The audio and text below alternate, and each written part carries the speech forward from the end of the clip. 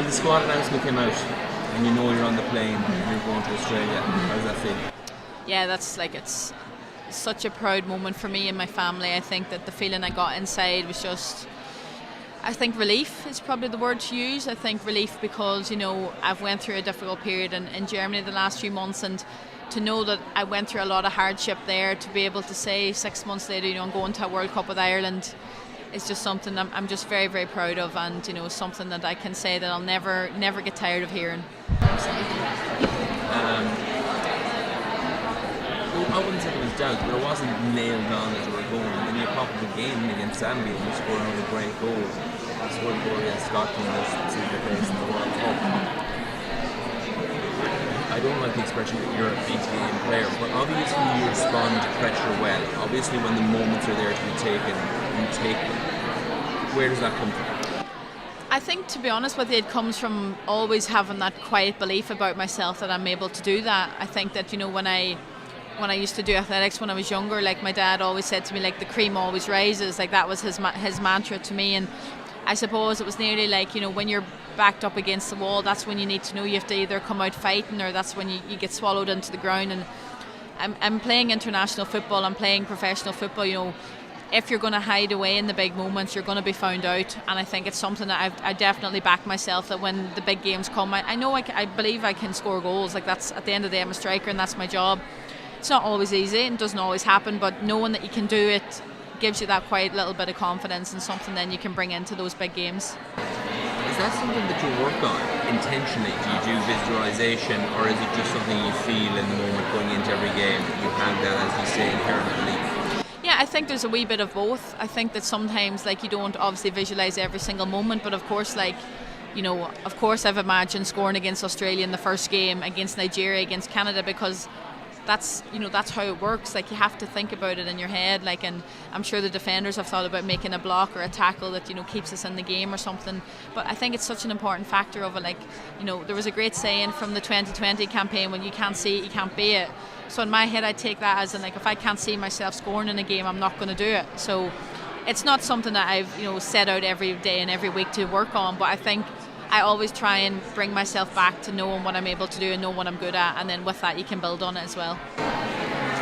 Talking about the excitement, talking about the atmosphere. When I was talking to here in UCD, and there was an open training session, 1,500 people, loads of young kids there, all aspiring to be like you, to be like Katie and Denise. What's it like being in the middle of that bubble with so much excitement and so much anticipation around you? It's brilliant.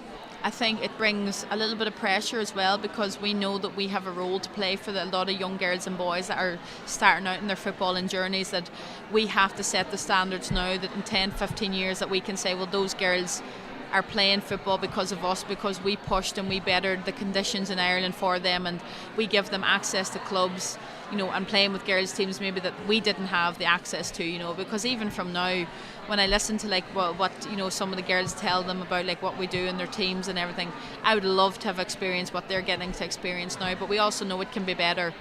And I think being around that excitement, the fans we have they're honestly 1 in a million, so they're just absolutely brilliant. They're always excited. As you said, the open training session, the rain came down, it didn't dampen any of the spirits. The excitement was still there, and it's something we're very lucky at. And at the end of the day, the Irish are the best fans in the world, and those fans certainly live up to that as well.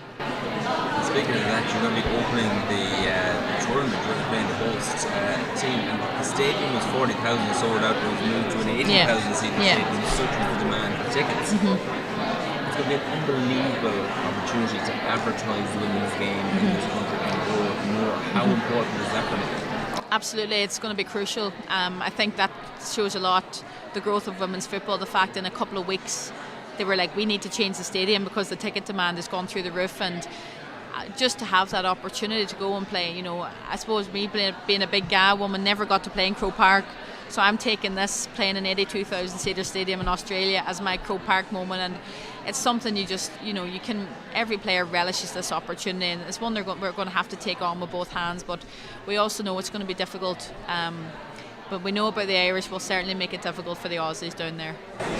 Talk to me about the impact of Vera Pauw on our management team, because as we were discussing there, she's very good at fostering a very comfortable environment for the team. How important is that going to be on the journey, like the actual physical journey, going to Australia, it's the other side of the world, and then ensuring you perform to your best while you're out there? Yeah, well, I think that you know a lot of the players get credit for everything that's happened over the years, but we would be nothing without the backroom team, without Vera and her coaching staff, and I suppose even the staff that you don't see on a match day that are sitting in the crowd, but have such an influence on getting us ready for every training session, every game. We wouldn't be where we are without the staff. I think the environment that they create, which is very motivational, very successful, but also very safe. You know that you could go and speak to anybody at any time for that little bit of advice, or maybe you just needed a wee bit of quiet time and just needed to decompress a little bit. We have such a brilliant staff in that they never make you feel that you're unwelcome, or never give you the feeling that you can't really be like that there. It's really calming, but it also creates a very successful environment because the trust is there.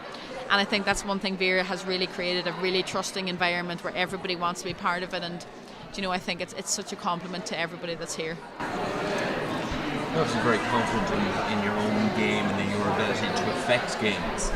You're going into a tough group, you're playing host, you're playing the champions, but I'm sure that the atmosphere and belief within the team is one that we can do what we need to do to get out of this group. What do you need to do?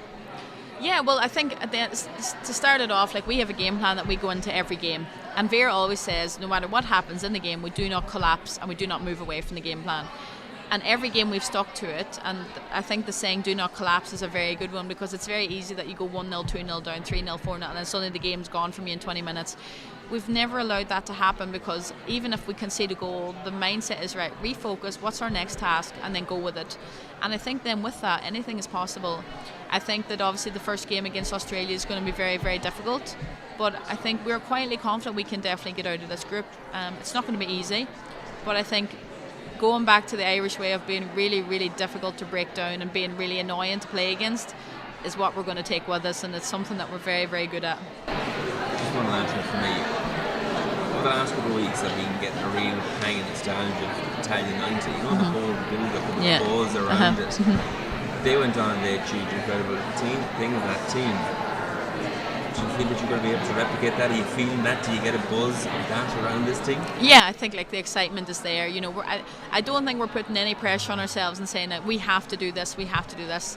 I think when it comes naturally to us, which it has done so up to this point, anything is really, really possible. But I think, one thing we want is that in 20 years' time, kids remember this Women's World Cup as the one that changed women's football in Ireland. And of course, we talk about 1990 and how unbelievable that is. You still hear George Hamilton's commentary in RT and talking to you about it, and I want that to be the same for this team. And I think, to be honest with you, there's no limit to what this team can do, and it's great to be part of it.